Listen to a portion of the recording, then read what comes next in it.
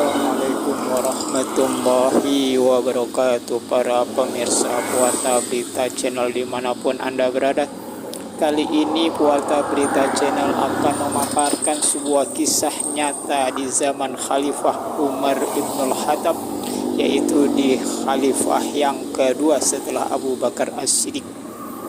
Cerita bermula adalah di Mesir, di mana gubernur Mesir kala itu Amr bin As ingin mengadakan perluasan sebuah masjid.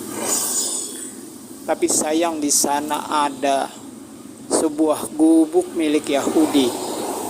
Maka ditawarilah Yahudi itu untuk dibeli rumahnya, rumah gubuknya itu dengan harga berkali-kali lipat. Tapi si Yahudi ini tidak ingin menjual rumahnya, sekalipun yang membeli itu adalah gubernur Amr bin As pada saat itu.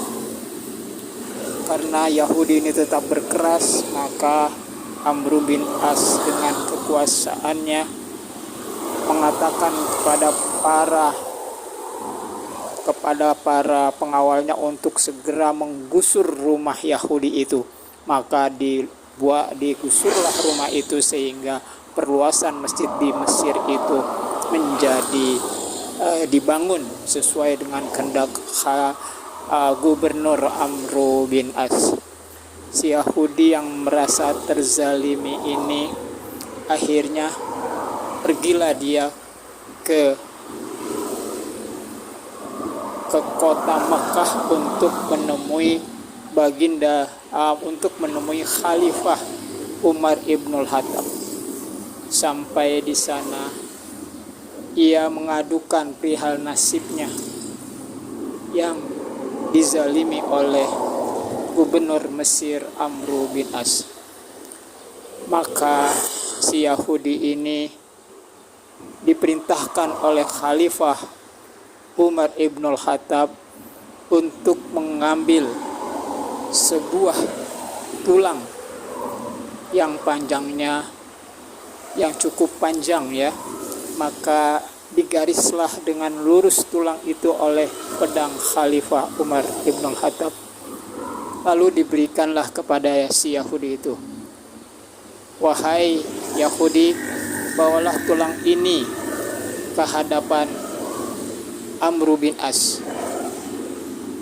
Yahudi dengan bingung akhirnya membawa tulang yang sudah digaris itu kepada Amr bin As yang berada di Mesir. Apa kemudian yang terjadi? Setelah Amr bin As melihat tulang yang digaris lurus oleh Khalifah Umar Ibnul Khattab, dia gemetar,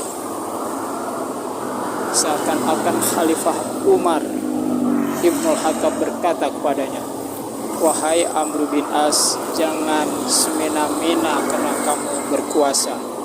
Berbuatlah yang adil dan jangan zalim. Kalau kamu melakukan itu, maka pedang ini akan menebas kepala."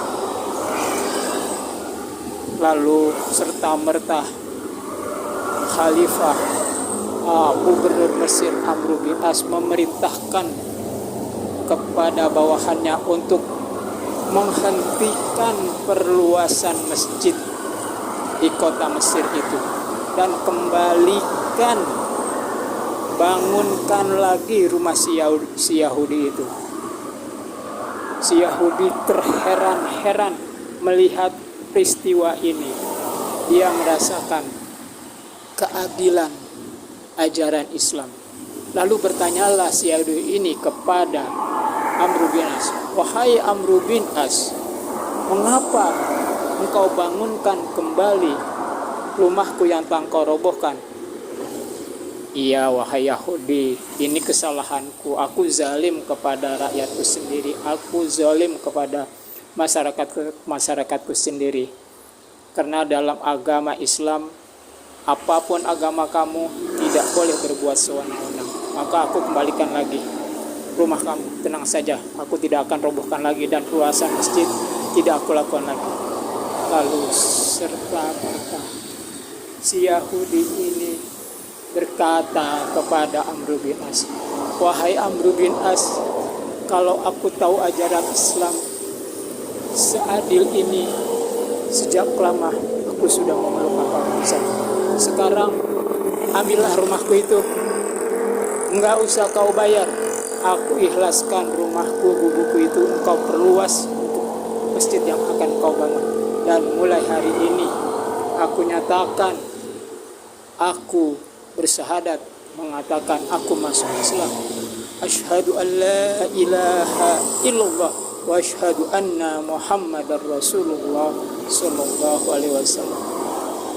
Sungguh aku ajaran Islam ini, sehingga hati Yahudi yang keras, yang di awal jangankan untuk dibayar dengan harga murah, dengan harga berkali-kali lipat pun ia tidak mau, tapi dengan keajaran Islam yang dialaminya begitu adil, dia rela memberikan rumahnya dan tanahnya untuk luasan masjid tanpa dibayar sedikit pun, dan dia menyatakan diri menjadi seorang Muslim. Allah